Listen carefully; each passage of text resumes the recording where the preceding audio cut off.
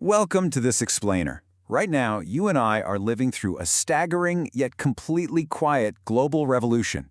It's happening right over our heads. We are rapidly transitioning to a world where the backbone of our power doesn't come from burning fossil fuels, but literally directly from the sun. We're talking about a primary fuel that is completely free, universally abundant, and, as you'll see, actively transforming economies all over the world.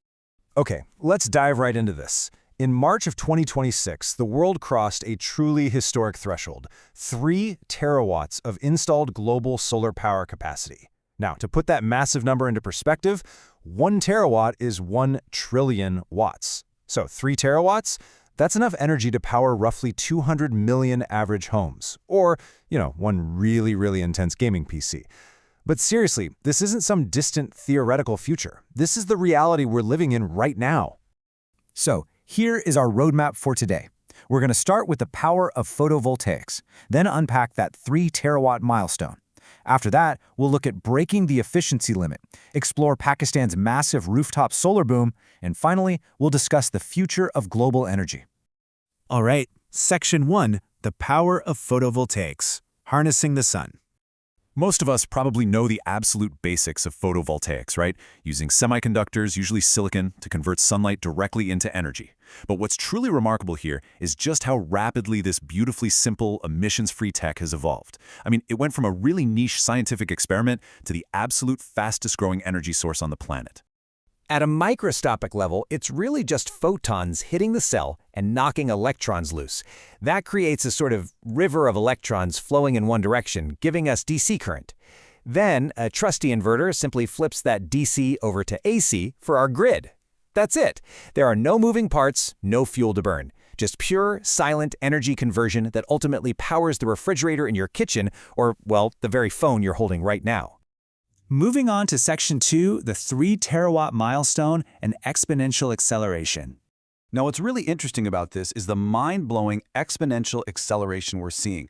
The silicon solar cell was actually invented way back in 1954, and it took nearly 70 years, 7 decades, for the world to finally reach that first terawatt of capacity in 2022.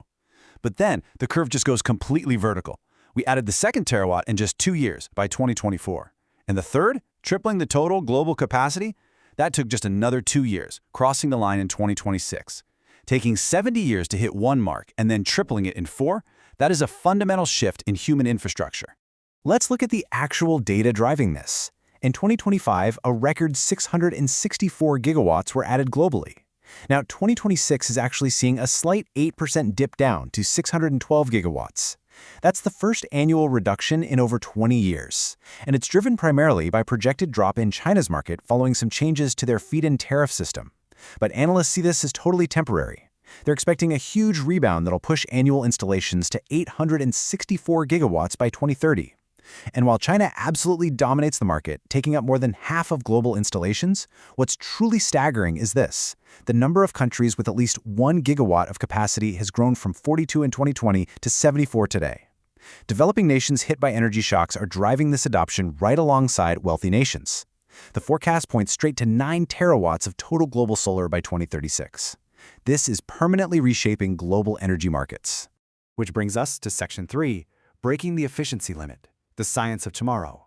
So traditional solar cells use a single material, usually silicon, which means they can only capture a limited portion of the light spectrum.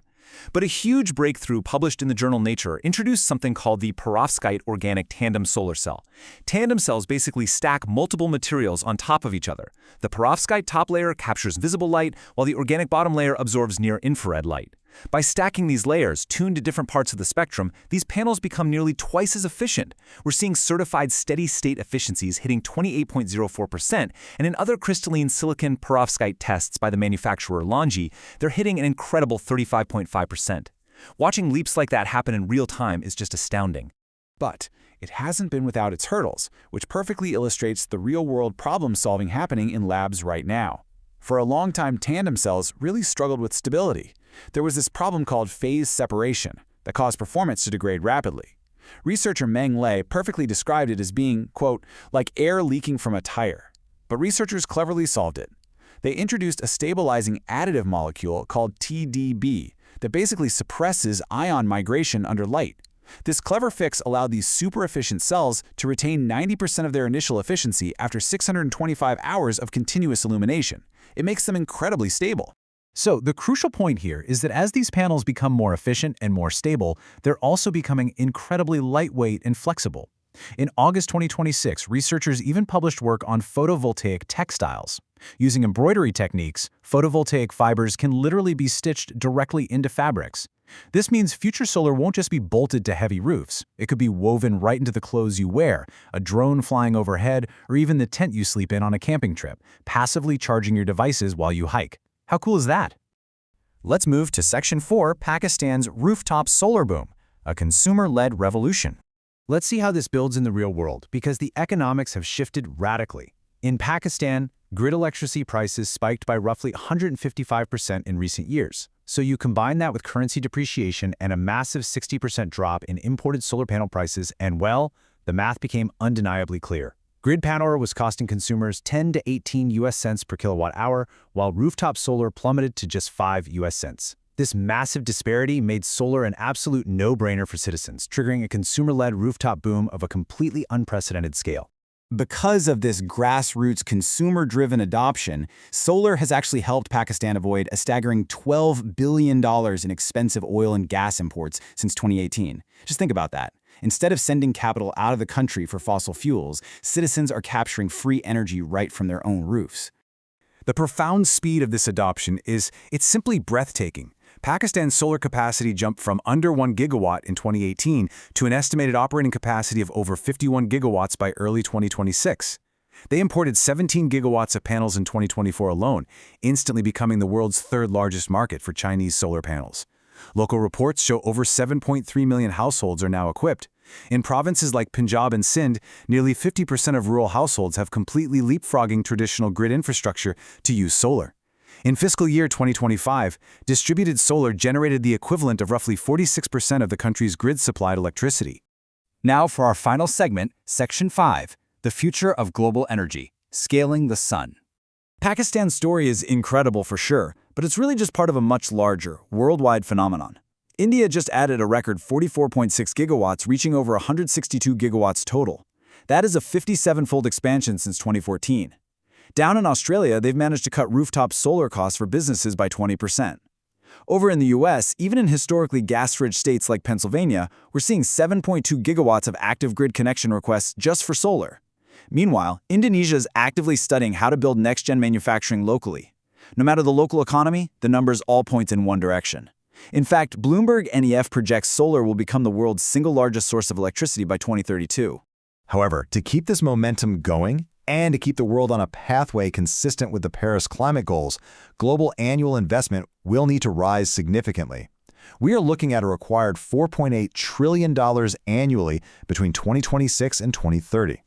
This definitely signals a very real shift to the serious financial realities ahead of us. And that brings us to what we can call the yes, but reality. Yes, solar is exploding, but scaling it requires massive investments in infrastructure. We desperately need grid modernization to handle variable power. We need local manufacturing and balanced net billing frameworks. For example, actually, when Pakistan recently replaced its net metering with a net billing system that paid consumers less for their excess power, it caused an immediate 12 billion rupee consumer pivot straight into battery storage.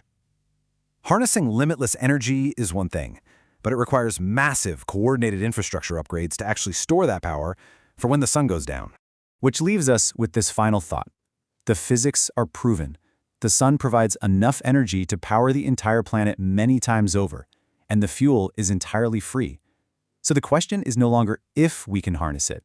The question is, how fast can we scale, store, and integrate this limitless power into our daily lives? I challenge you to imagine your own role in a future completely transformed by the quiet, incredible power of photovoltaics. Thank you so much for joining me in this explainer, and I'll catch you in the next one.